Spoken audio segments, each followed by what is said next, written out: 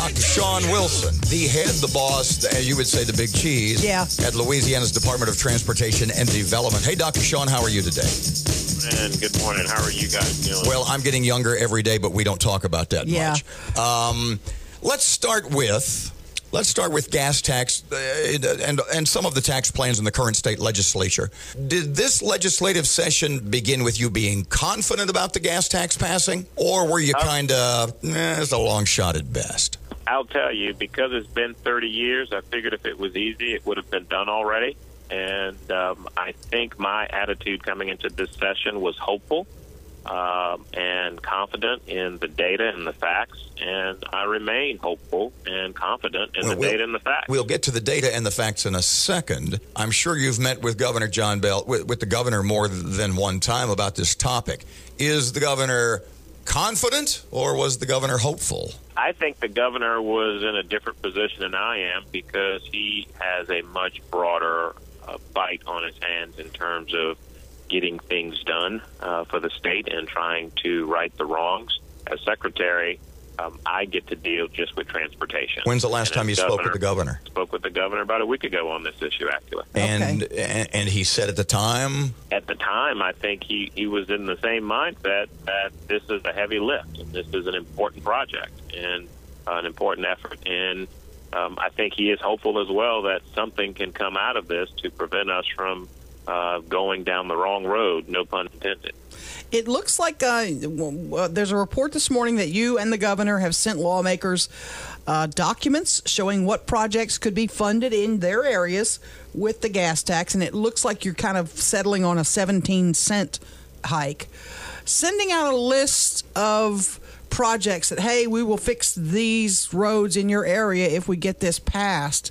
Is it arm twisting? How would you classify it? Well, I think it's providing important information, because for quite a time, a significant number of legislators says, I need to see the list of projects before I can vote on this. I need to see what you're going to do. I need to know that I'm going to have something done in my area.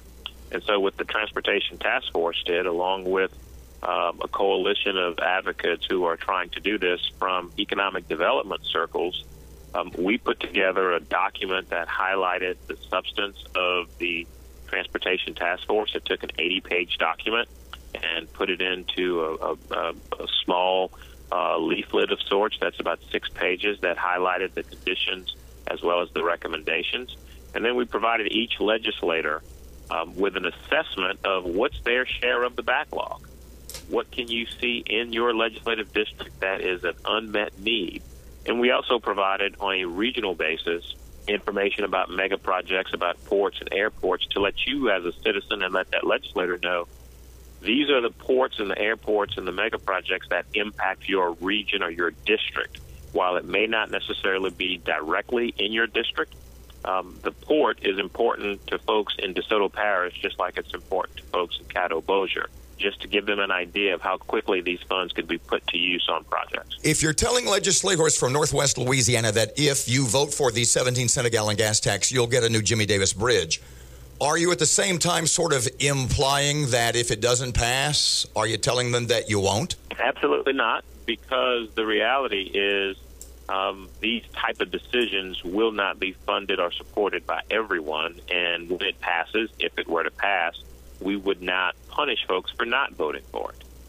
The reality is when you pass a gas tax, those projects are going to be those projects, whether a legislator supported it or not. I think it's important to provide transparency and accountability and realistic expectations of what could be done if you provided those resources. Because if we had not, the argument would have been, you didn't tell me what you were going to do with the money.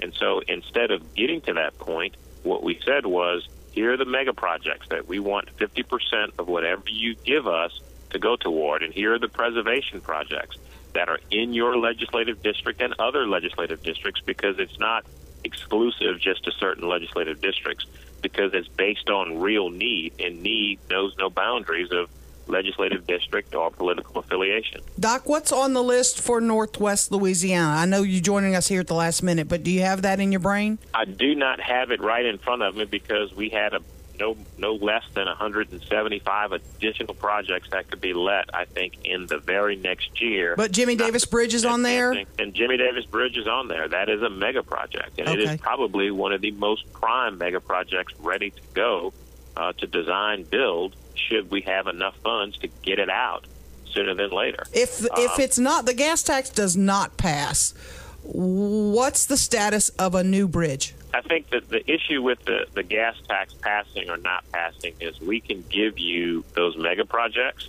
It's just going to take far, far longer than if we had additional dollars. And if we were to pass a $700 million increase, and that's just based on the need because we didn't know what the number that was going to be introduced. So we stuck with the need in terms of the element. We said that every one of the mega projects in category A and B could be begun, and some of them will be completed in 10 to 15 years. All of them will have begun, but some of them will begin sooner than others only because you have to manage the money and live within your means. Because of where Jimmie Davis is, it is far more advanced than perhaps the I-10 bridge in Lake Charles or an I-10 bridge in Baton Rouge, and that's just the reality of the project because of what it is and where it is and what it costs.